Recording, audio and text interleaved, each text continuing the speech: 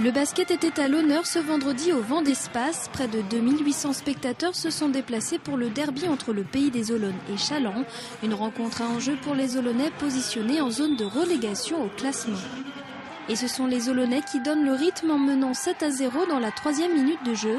Challans prend le train en marche et rattrape son retard. Les Rouges sont revenus dans le match et mènent le premier quart-temps 26-21. Au second quart-temps, les Chalandais sont toujours devant et mènent leurs adversaires avec 10 points de plus, 32-22 dans la 14e minute. Avec une solide défense dans ce début de second quart-temps, les Olonnais peuvent encore revenir au score, mais manquent d'adresse dans leur shoot. Les Chalandais, eux, manquent rarement leurs occasions, comme ici avec un 3 points de Julien Jay, et creusent l'écart en menant 47-29 dans cette première période. Challans joue très bien, le Pop joue avec ses moyens. Mais ce sera très compliqué de gagner ce soir. Challans est très fort, oui. Il tourne beaucoup mieux que le Pub. Ah, super, on est en train de gagner. Un match difficile. À mon avis, il y a du travail encore pour arriver à un niveau plus correct. À la reprise, le POB peut encore espérer remonter en bénéficiant de plusieurs lancers francs, mais ceux-ci sont manqués. Les Olonnais reprennent tout de même la confiance dans ce début de 3e quart-temps, comme ici avec Marius Possiukonis. Mais il reste 7 minutes à jouer et Challans n'a pas l'intention de céder face à l'adversaire.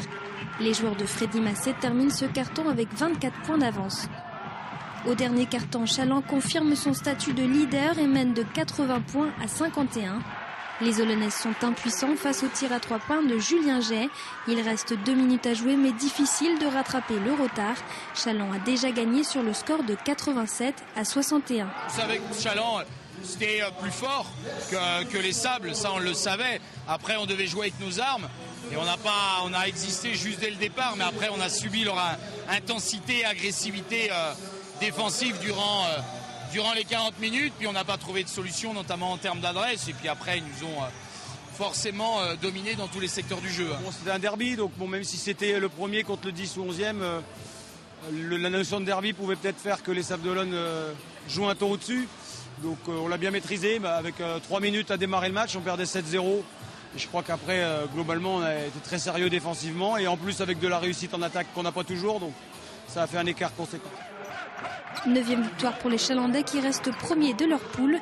Samedi prochain, c'est à la salle Michel Vrignot qu'ils tenteront de décrocher leur 10e victoire face à Angers.